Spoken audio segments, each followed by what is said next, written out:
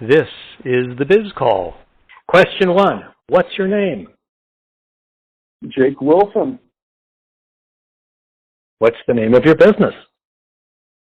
Crux Commercial Partners. Question 3, in a couple of sentences, describe your business and what it does. What we do is we find the best debt for lenders or for borrowers that are in the marketplace. So we place loans commercially. Primarily in any industry or any industry? We are generalists, so we've seen it all. You know, we've done bowling alleys, we've done hotels, we've done, apartments, offices, storage, construction. Primarily real estate. Yeah? Primarily real estate. We do some acquisition loans or practice loans for clients, but that's really a secondary product. Alrighty. Question 4, what's your revenue model? When you say revenue model, what exactly do you mean by that question? How do you make your money? Well, we make money when we close loans. So we place the debt with a lender, and then we see it all the way to the finish line to make sure that it gets funded, and then we get paid thereafter. Okay, so actually. So you get a percentage of the deals you place? Correct. So we obviously size each deal up differently depending on the workload associated therewith. And we come up with a set agreement that we have with our borrowers as what that percentage is based on the difficulty of the deal and the amount of work that goes into the deal. Okay. Question 5. Are you brick and mortar, online, or both? We are both. However, with that said, we probably do about 90% of our work online, and about 10% of it is, in person. So that can be in a number of different facets. We can meet with borrowers at our office. We can meet with them at their office. But primarily, the majority of the in-person meetings are with our lenders. We really pride ourselves on the relationships that we have with our lenders. They're really deep and long-standing, and they're partners in our eyes. So we make sure to cultivate those relationships with different events that we have and different things of that matter. Great. Okay. Question 6. How did you decide to get into this business? I don't think in banking is what I originally got into, and the long, story that everyone says is that, no one originally wants to be a banker. They just fall into it, and that's definitely the case with me, and I was with various banks for a long time, and eventually decided that, instead of them betting their money on me, it was time to bet money on myself and take it into my own hands. So made the jump. That's great. Question 7. Why would customers choose you over your competitors?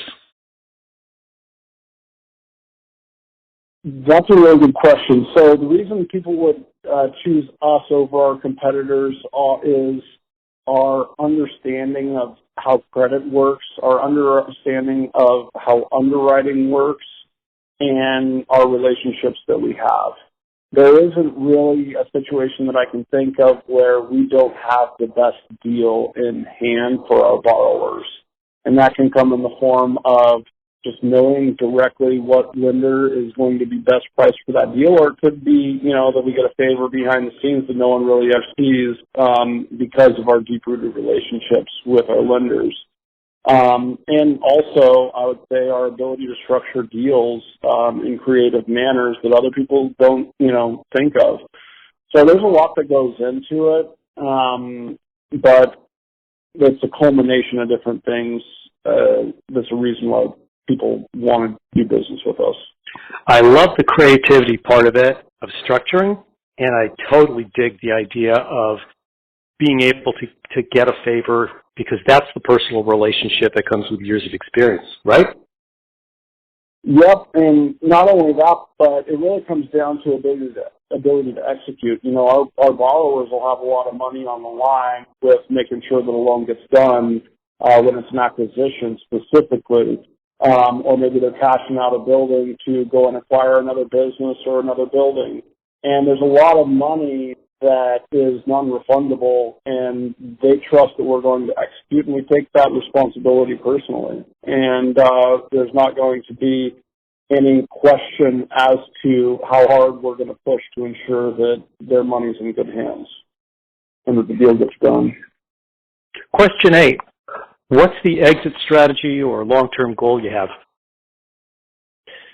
You know, this is a good question. You know, me and my business partner, we talk about it somewhat regularly. The exit strategy long-term is, I believe it's to sell the business, or I know that it's to sell the business to a certain point, but we're having a lot of fun right now. And we're growing it at the right pace.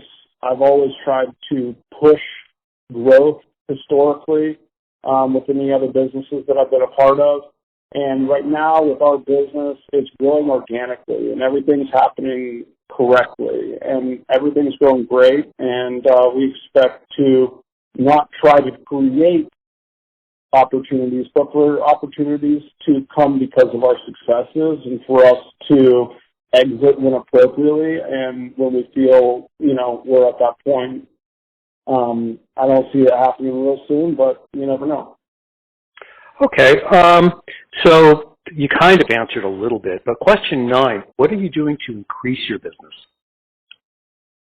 You know, what we're doing right now to increase our business is we're increasing our capacity to facilitate business. You know, we have a lot of business that comes in on the phone and via email every single day. Through the relationships and centers of influences that we've built relationships with. So it's more of a question of how do we make sure that we don't drop the ball on any of those opportunities that come across our plate. And what we've done is we've hired support staff to help us with facilitating the tasks associated with, you know, processing loans and those different things. So A, we're increasing our capacity to facilitate deals as much as humanly possible. And then B, what we're doing is we're growing with acquisition of great lenders and adding them to our team.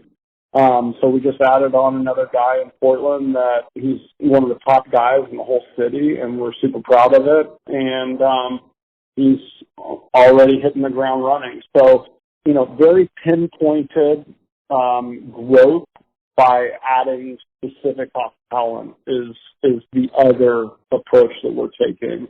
We don't want people who don't know what they're doing on our team.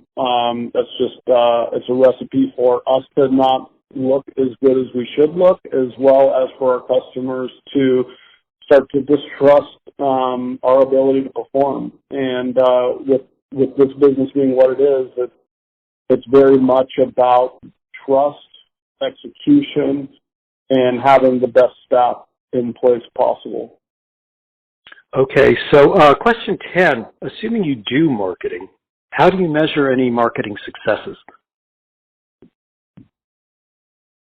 That's a great question again. You know, I would measure the marketing success that we have based upon the deals that pop into either our inbox or our phone on a day-to-day basis. But not only for us, but also for all of our team, you know, and that's really where I think we can grow with our marketing success is by seeing more deals flow through our team members and not less, but the same amount through us partners. So that's what I'm looking at to grow and see more success with. Okay, question 11, I'm going to guess is a no-brainer. You can answer it with just a yes or a no. Are you profitable? We are lean and mean. Yes, absolutely. So we're very profitable because we run really lean, you know. But with this business that we're in, unless you really have high expenses, it's tough not to be profitable. Interesting. Question 12, how many employees do you have? Well, we don't have any employees. We have contractors that work with us, and we have 1, 2, 3, 4, 5. We have 5 people that are contractors, and then we have 3 partners. Great. Okay, questions 13 and 14 are sort of two sides of the same coin. So, question 13, what's been the best decision you've made so far? I think the best decision that I've made so far is to take the leap from corporate life to owning my own business. You know, there's always that fear associated with it and that unknown. And really, at the end of the day, that corporation's betting on you. I talked about it earlier in this conversation. The corporation's betting on you to create revenue for them.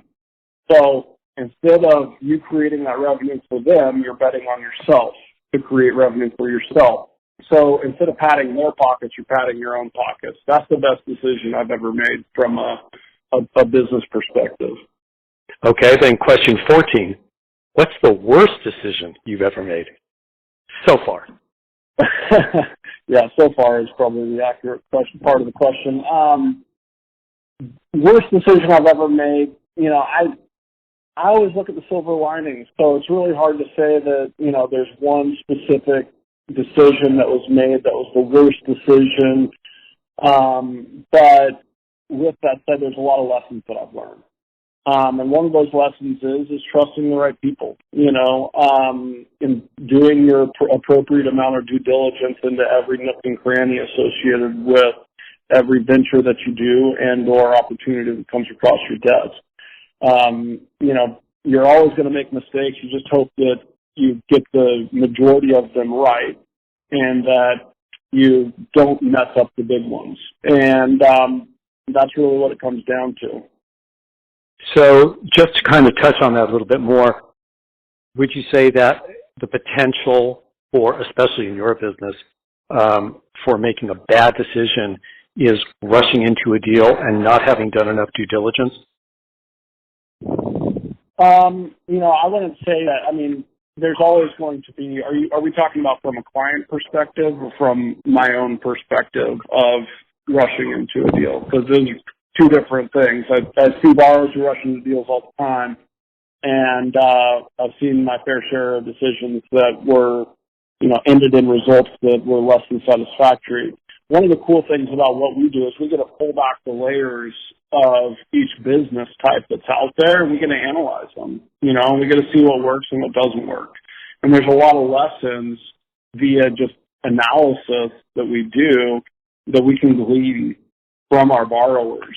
And that's a huge benefit that we have. So, yes, there's a lot of those decisions that are made by our borrowers that end up with less than satisfactory results. Well, there's also the opposite. You know, now from our perspective, yeah, absolutely. You know, overlooking the wrong things is a vital mistake. It'll leave everyone frustrated. However, with that said, I've been doing this long enough and I have enough experience to where I'm not going to put everyone into a corner where we're going to, you know, not have vetted the things that are necessary and or made the disclosures necessary that these things are going to be vetted to allow them the opportunity to know where things could possibly go awry. You know, I look at myself as an advisor and a resource. I give people the expectations that they should have from a commercial debt perspective and from an underwriting perspective, as well as the understanding of how it works so that then they can make the appropriate decisions as to how they want to navigate it. That's great. That's great. Okay. Question 15. You can freeball this one. Is there anything else that you'd like to add? You know, not really right off the top. You know, I think that what you're doing here is great. I definitely appreciate you inviting me on here. I look forward to anything that comes from this, and hope that you have all the success. Ah, well, and the same to you. Just to make sure that some people, if they want to contact you, do, give me the name of the business and the URL. Go. Crux Commercial Partners and CruxCRE.com, like commercial real estate. Thank you so much. This has been a great call. If you'd like to plug your business on the BizCall podcast, simply visit thebizcall.com and fill out the form.